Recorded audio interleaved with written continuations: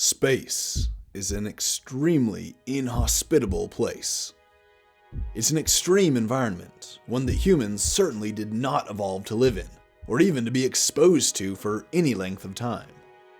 The vacuum, the extreme temperatures, the radiation, the physical objects moving at ludicrous speeds through the inky blackness of the void, it's all incredibly dangerous for humans.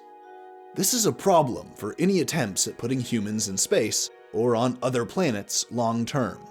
I mean, just consider the fact that commercial airline pilots and stewardship staff are exposed to a ton of radiation simply because they're up in the air a lot, where the atmosphere is a lot thinner and less radiation has been absorbed or reflected. They're at a small but statistically significant increased risk of cancer because of it, and they're just going near the top of the atmosphere. Now consider a crew on a ship in outer space with just a metal hull for protection, or a colonist on Mars with just a thin CO2 atmosphere to ward off UV radiation and cosmic rays. The exposure risk of this alone is terrifying and would jeopardize virtually any long-term mission. This is why aerospace and colony engineers have come up with tons of ideas to protect spaceships and colonies from radiation. It's a common idea to use thick walls composed of lead or a contained layer of water as a radiation shield on a spaceship. And the easiest way to protect a colony on some alien world is to just build it underground. Anything that can get some material in front of that radiation to block it will help. Now, the news I bring you today is about a novel proof-of-concept method for radiation shielding that was tested on the International Space Station over a 30-day period.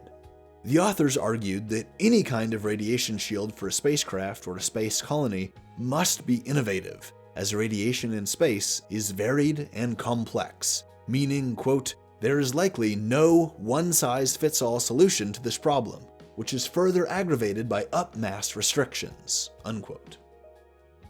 So this means that while it might be effective to armor your ship in a coat of 3-meter thick lead or tungsten or something, such a structure would be colossally heavy and prohibitively expensive to launch into space. They then state, quote, in search of innovative radiation shields, biotechnology appeals with suitability for in situ resource utilization, self-regeneration, and adaptability, unquote. So the concept here that they're introducing is super fascinating.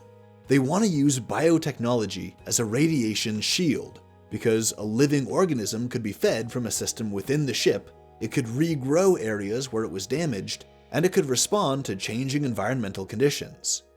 And all of this without being prohibitively heavy or expensive to launch.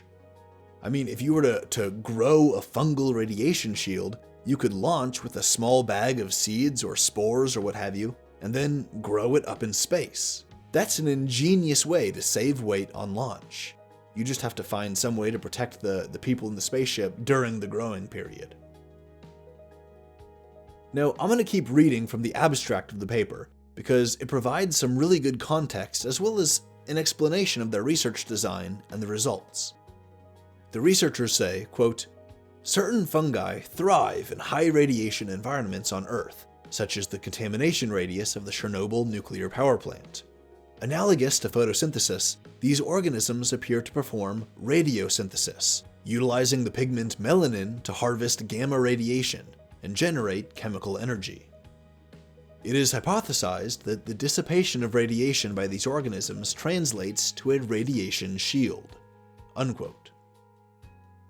Basically, they want to use some radiotrophic fungus that can absorb and use the energy from radiation that's harmful to most other organisms, and see if this is an effective way to design a radiation shield for some kind of spacecraft. They go on to describe their experiment. They say, quote, here, growth of Cladosporium sphaerospermum and its capability to attenuate ionizing radiation was studied aboard the International Space Station over a period of 30 days, as an analog to habitation on the surface of Mars. At full maturity, radiation beneath a 1.7 millimeter thick lawn of dematiaceous radiotrophic fungus with a 180-degree protection radius was 2.17 plus or minus 0.25% lower as compared to the negative control.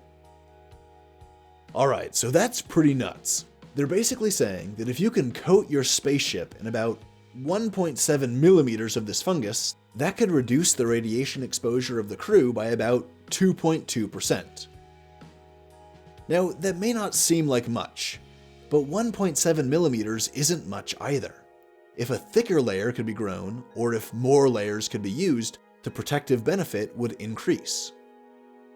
The researchers also mentioned that the melanin content of the fungus was about 8.6% by weight, so if you could bump that up, if you could increase the melanin concentration, increase the amount of melanin pigments in the fungus, in its cells, that too could also increase the protective benefit. Now this is obviously a pretty early exploratory study, but the results were positive.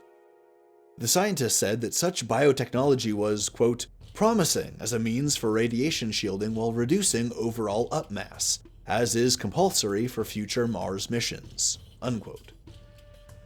I also think it's really cool that they mention Mars colonies, because a biotechnology like this would be very useful there. Genetically modified fungus tailored to withstand the climate on the Martian surface has already been suggested as a possible method to extract water or perchlorates from the regolith, and to bind the regolith and create a true soil biome with living biomass. I've actually never thought about using fungus on Mars as a radiation shield, although now that I think about it, now that I've read this paper, it makes total sense.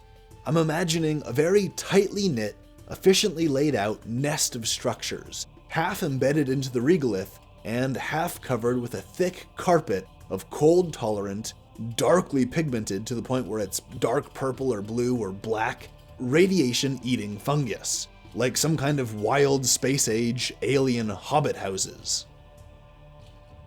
This technology definitely has potential, and I'm super interested to see where it goes, and where it may get applied as space infrastructure is developed over the coming decades.